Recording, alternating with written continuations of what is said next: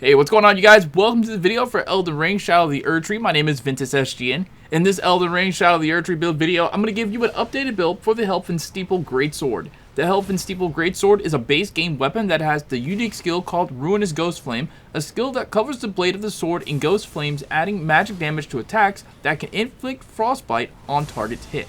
With the Shadow of the Erdtree DLC, a few new items were added that increase the damage potential of the HELPHEN'S Steeple, and in this video I'm going to show you what I've come up with so you can try it out for yourself and see how you like it. But first, if you're new here, please do me a small favor and sub to the channel for Elden Ring builds and guides, and be sure to turn on notifications so you don't miss an upload. And also, after this video is over, head to my channel and check out some of my recent build videos that you might have missed. Alright, so the equipment that I'm using for this build is the HELPHEN'S Steeple Greatsword. If you don't have this weapon yet, please see my full video guide on how to get it. The link to that video will be on the end screen of this video and in the pinned comment. The HELPHEN'S Steeple has attribute scaling of C Strength, E Dexterity, and B Intelligence, and requires you to have at least a 19 in Strength, 10 in Dexterity, and 22 in Intelligence. Its skill, Ruinous Ghost Flame, costs 20 FP to use and lasts for about a minute.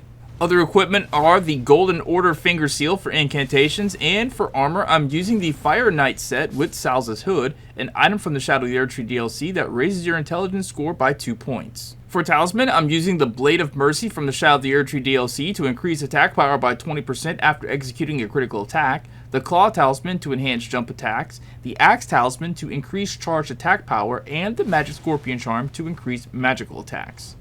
For the mixed physic, I'm using the Magic Shrouding Crack tier to boost magic attacks and the Stone Barb Crack tier to make stance breaking easier. Stat placement for this build should focus on strength and intelligence, but more so strength because from all the information I've read, having a super high intelligence doesn't dramatically increase the damage that you do with this sword. So for strength, that should be the highest stat in the build, 55 or better. In these clips, my character's strength is at 70, but that's kind of overkill because 60 would probably do the exact same thing. Intelligence should be around 50 to 55, probably nothing higher than that is really needed. Your mind can be pretty low. In these clips, my mind is at 40, and honestly, it could have been at 30 because FP use isn't really a factor in this build, and those 10 extra stat points would have been better served in something like endurance. As it stands, my endurance was 60 for this video, and I ran into 0 problems, so I imagine 50 to 55 would be fine if you don't spam heavy attacks as often as I do in boss fights. Dexterity can be the minimum for this weapon, which is 10, and Faith needs to be at least 30 so you can use the standard buff incantations, which I'll get to in just a moment. And lastly, Arcane can be at its lowest as well because nothing in this build uses Arcane. For incantations, use Blessing's Boon for heals over time when zone clearing, Golden Valve for increased attack and defense, Flame Grant Me Strength for increased physical and fire affinity attack power, Black Flame's Protection to increase physical damage negation, and Bestial Vitality for more healing over time. Also use one defensive incantation of your choice depending on the element of the boss you're fighting. For attack incantations, I always use Giant's Flame Take V and Ancient Dragon's Lightning Strike. When you use this build in boss fight combat, use every one of those buffs before a boss fight, including the mixed physic, and activate the Ruinous Ghost Flame. Activating the skill actually is an attack that you can do on target, but it does very little damage, so my advice is not to worry about using it like that unless it's on like a small mob. Fighting with this sword, I personally prefer using it in two-hand. Now with that being said, if you wanted to substitute out any one of the talisman I mentioned earlier, it would probably be the Magic Scorpion Charm because it increases the damage that you take when you get hit. I would replace it with the two-handed sword talisman from the Shadow of the Erdtree DLC. The two-handed sword talisman increases attack power when using a weapon in two hands. Using jumping heavy attacks on bosses is one of the best attacks that you can do on a boss with a greatsword because they really go a long way in breaking a boss's stance by providing a lot of damage to their poise meter.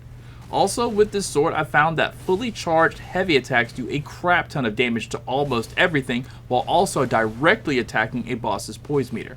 So a good strategy would be to let a boss become occupied by your Spirit Ashes and sneak in a full charged heavy attack.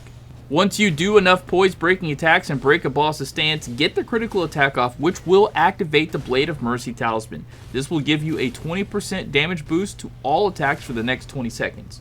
Try and get a fully charged heavy attack on the boss you're fighting directly after they recover from the critical attack, or else a few consecutive light attacks with the greatsword in two hands will take chunks of health from the boss you're fighting. I personally like to go for as many stance breaks as possible in a boss fight, so after the Blade of Mercy power up, I will continue to find ways to get off jumping heavies and at least one fully charged heavy attack. Try this build out and let me know what you think. Alright guys, that's going to be it for this build video. If you did find it helpful, please drop a like. My name is Ventus, thank you guys so much for watching, and I'll catch you next time. Peace out.